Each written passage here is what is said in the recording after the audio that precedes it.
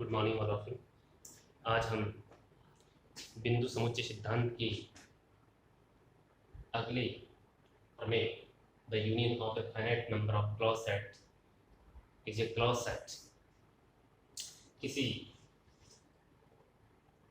सीमित संख्या में समृद्ध समुच्चयों का संघ ही एक समृद्ध समुच्चय होता है, हमें ये सिद्ध करना है।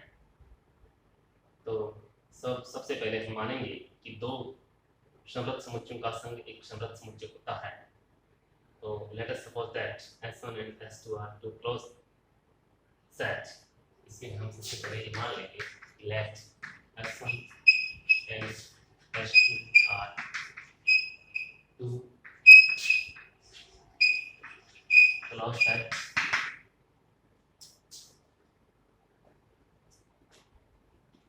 S1 S2 दो समृद्ध समुच्चय हैं and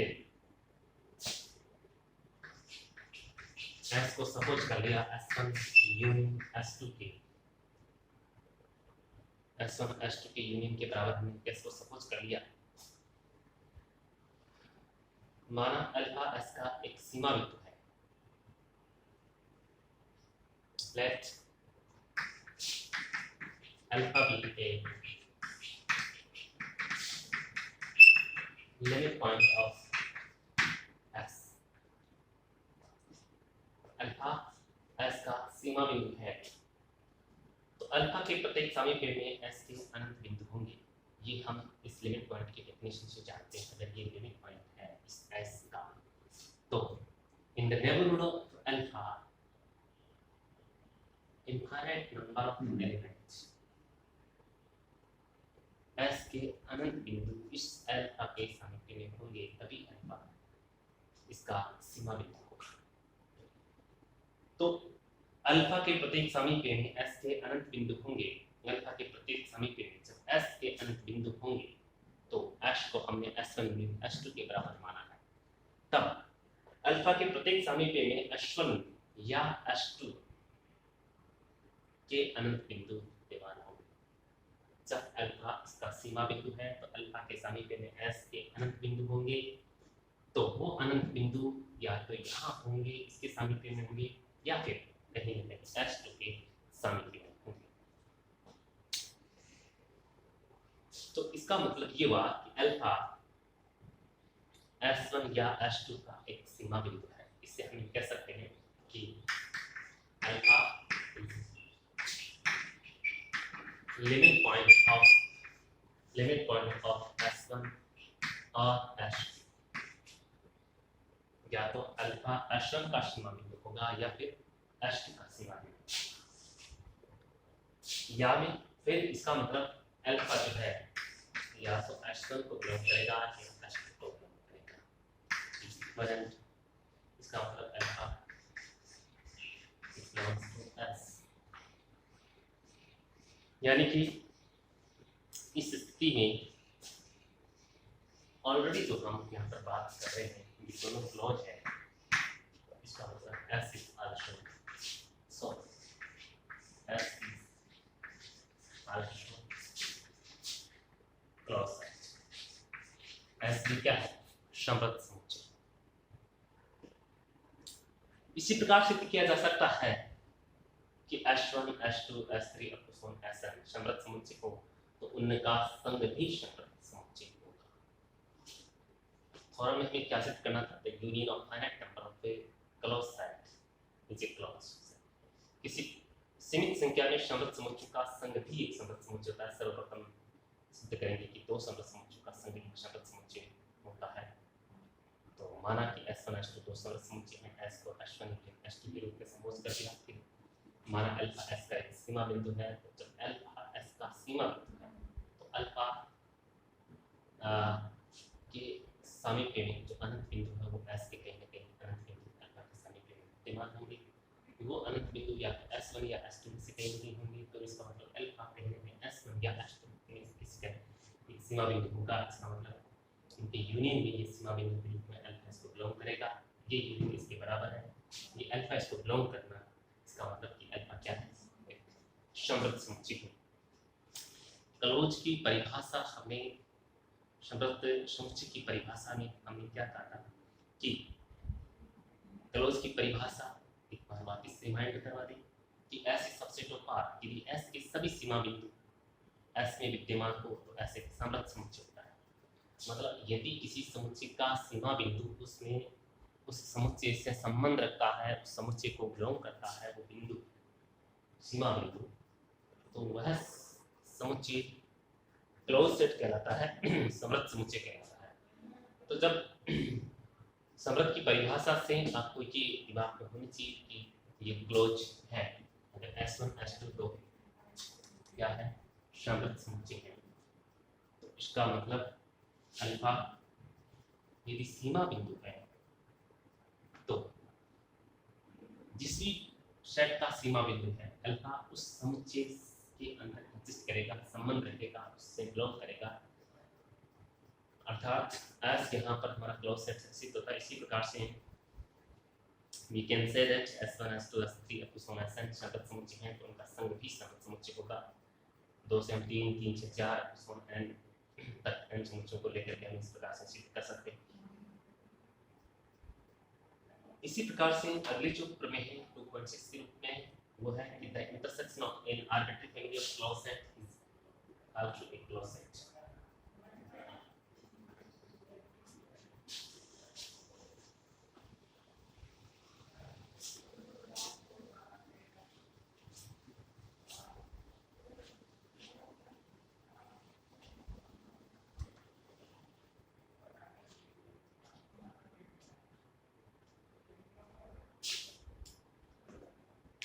लेट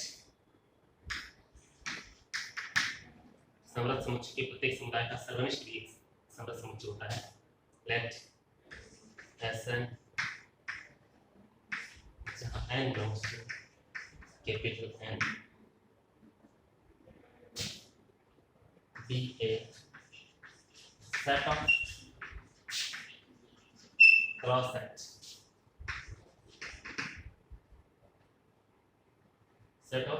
closed set अर्थात S is equal to intersection n belongs to capital N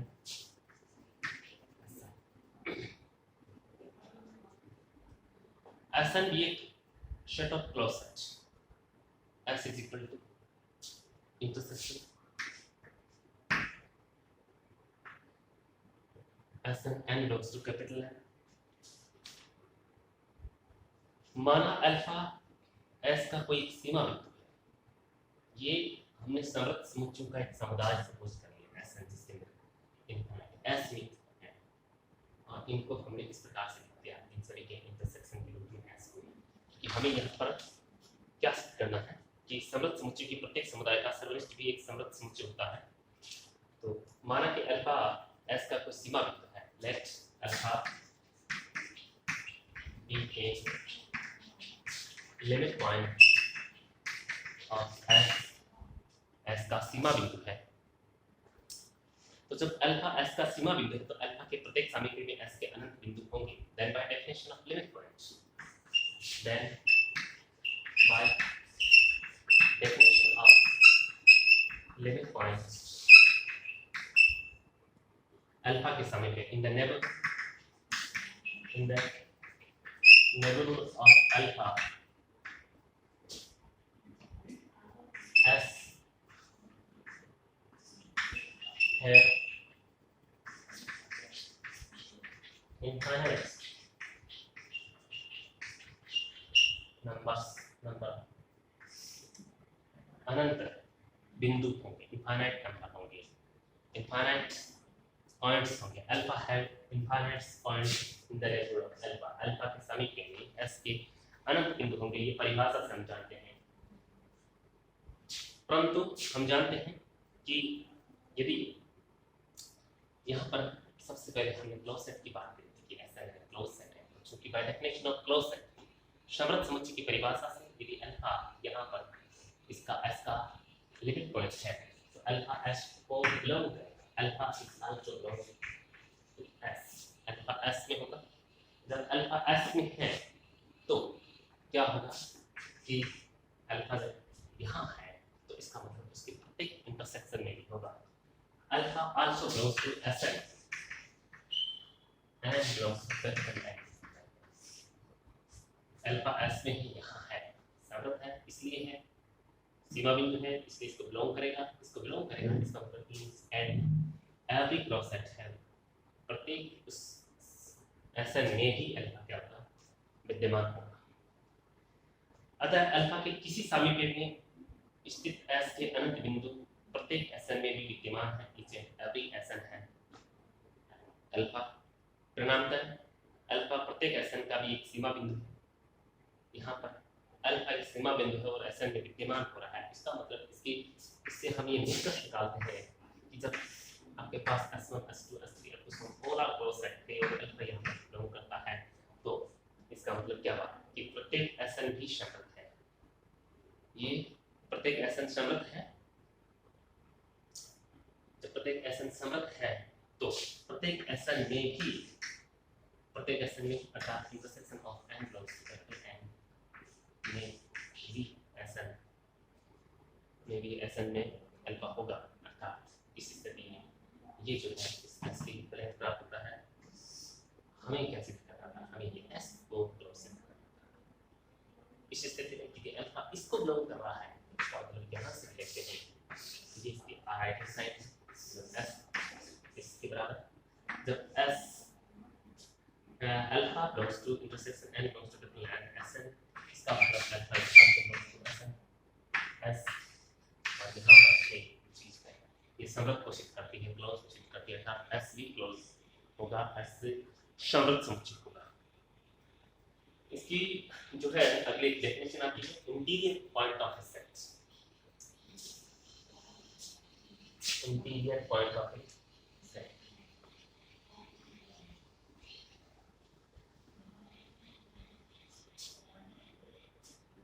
समुच्चय का आंतरिक बिंदु, interior point of A set, समुच्चय का आंतरिक बिंदु। किसी समुच्चय S का कोई बिंदु अल्फा S का एक आंतरिक बिंदु कहलाता है यदि अल्फा का कम से कम ऐसा सामीप्य विद्यमान है जो S में अंतर्स्थ है। Alpha belongs to S, alpha S का है, S का एक आंतरिक बिंदु है, तो here exists alpha greater than 0 such that alpha minus epsilon alpha plus epsilon इस सबसेट ऑफ किसी समुच्चय S का कोई बिंदु अल्फा S का आंतरिक बिंदु कहलाता है यदि अल्फा का कम से कम एक ऐसा सामीप्य विद्यमान हो जो S में अंतर्स्थ करता हो।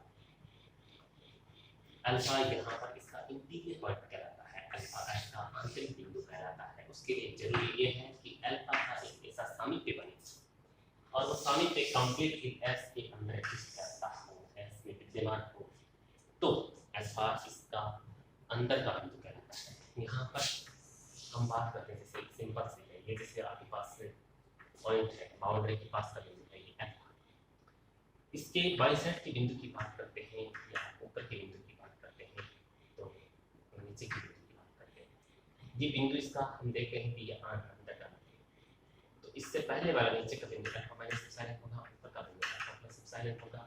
तो इस इंटरवल में हम ये कह सकते हैं कि अल्फा यहाँ पर क्या है, कंप्लीटली जब तक ये इतना बिग हो, इस छोटा क्वांटिटी के लिए, यदि ये एप्सिलॉन आपके पास इतना बड़ा हो, यदि पॉइंट अगर बाहर की तरफ जा रहा हो, इसका मतलब ये अंतराल जो बन रहा है इस सर्किट के लिए हमें कह सकते हैं कि अगर आप स्केल लेते यदि ये अंतराल कंप्लीटली S में एग्जिस्ट नहीं करता है तो अल्फा इसका आंतरिक बिंदु नहीं कहलाता है, क्योंकि अगर ये अंदर होगा तो इतनी गुंजाइश होगी कि अल्फा माइनस एप्सिलॉन जो है वो कहीं ना कहीं, यानी कि अल्फा माइनस एप्सिलॉन भी अंदर रहेगा या अल्फा प्लस एप्सिलॉन भी कहीं ना कहीं उसके इतने क्लोजिंग पॉइंट के लिए होगा कि पूरा अंतराल ये ऐसा बने और कंप्लीटली इंटरवल जो है इस सर्किल के अंदर एग्जिस्ट करता हो, अंदर विद्यमान होता हो। क्योंकि देखिए कि यहाँ हम बात करते हैं इस पॉइंट की जो बाउंड्री पॉइंट है, अगर अल्फा यहाँ होता है तो निश्चित रूप से इसका जो अगला पॉइंट है वो अल्फा प्लस एप्सिलॉन बाहर होगा, अल्फा माइनस एप्सिलॉन बाहर होगा, अंदर होगा। तो इस प्रकार से जो ये जो इंटरवल बनता है ये पूरा का पूरा इंटरवल जो है इसमें एस नहीं आ पा रहा है, तो यहाँ पर अल्फा इंटीरियर पॉइंट नहीं कहलाता है, आंतरिक बिंदु नहीं कहलाता है। इस प्रकार से ये या तो ये बाउंड्री पॉइंट होगा या एक्सटीरियर पॉइंट होगा या फिर एक्सटीरियर, दो में से बाह्य बिंदु या फिर बाउंड्री सीमा परिसीमा बिंदु कह सकते हैं बाउंड्री पॉइंट को। तो कुल मिलाकर के किसी भी बिंदु के लिए ये आवश्यक है कि वो बिंदु आंतरिक बिंदु कहलाता है समुच्चय का, तो उस बिंदु का एक ऐसा जो है इंटरवल बनता हो, नेबरहुड, उसका सामिप्य इस प्रकार से अल्फा का एक ऐसा इंटरवल जो कंप्लीटली उस समुच्चय में एग्जिस्ट करता हो, संबंध रखता हो। तो इस प्रकार से ये आंतरिक बिंदु की परिभाषा होती है। और अगला जो है इंटीरियर ऑफ द सेट, समुच्चय का अभ्यंतर, समुच्चय एस के सभी आंतरिक बिंदु का समुच्चय समुच्चय का अभ्यंतर कहलाता है। जितने उसके आंतरिक बिंदु हैं उन सभी आंतरिक बिंदुओं का जो सेट जो बनता है, समुच्चय जो बनता है, वो समुच्चय उसका अभ्यंतर कहलाता है समुच्चय का। इसी प्रकार से अगला जो डेफिनेशन है, अगली परिभाषा जो है वो ओपन सेट की आती है। तो यदि किसी समुच्चय एस सबसेट ऑफ आर का प्रत्येक बिंदु उसका आंतरिक बिंदु हो तो एस एक विवृत समुच्चय कहलाता है। विवृत समुच्चय जब किसी भी समुच्चय का प्रत्येक बिंदु उसका इंटीरियर पॉइंट हो, आंतरिक बिंदु हो, तो वह समुच्चय विवृत समुच्चय कहलाता है, ओपन सेट कहलाता है। प्रत्येक बिंदु क्या होना चाहिए, इंटीरियर पॉइंट होने पर ही each and every point of S have a interior point, तभी इसी प्रकार से ओपन सेट की है, क्योंकि क्लोज सेट में बाउंड्री पॉइंट उसके एलिमेंट नहीं होते हैं, इसलिए क्लोज सेट में होगा इंटीरियर पॉइंट, हर एक इंटीरियर पॉइंट उसका जब होगा तो हम उसको ओपन सेट के संदर्भ में जानते हैं, कहते हैं ओपन सेट कहते हैं, विवृत समुच्चय कहते हैं। ये सभी परिभाषाएं जैसे एग्जाम की दृष्टि से या कंपटीशन एग्जाम की दृष्टि से भी इम्पोर्टेंट है, इसके कुछ एग्जाम्पल्स हैं और अगली फॉरम हम कल पढ़ेंगे। Thank you.